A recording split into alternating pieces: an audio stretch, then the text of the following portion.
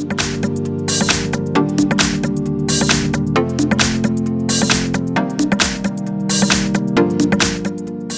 I have KARBONN A21 and let me show you how to check IMEI number and serial number on the following device. At the very beginning, let me show you how to do it by using secret code. Let's open the phone's dialer and let's use this secret code *#06#, and as you can see, IMEI number just pops up. Let's tap OK to close this window. Let's go back and you can also check IMEI and also the serial by using the settings.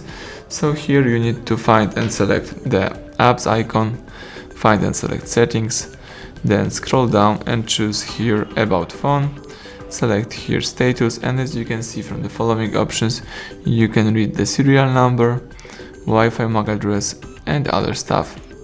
So that's it, everything went well, thank you for watching, please subscribe our channel, leave thumbs up under the video.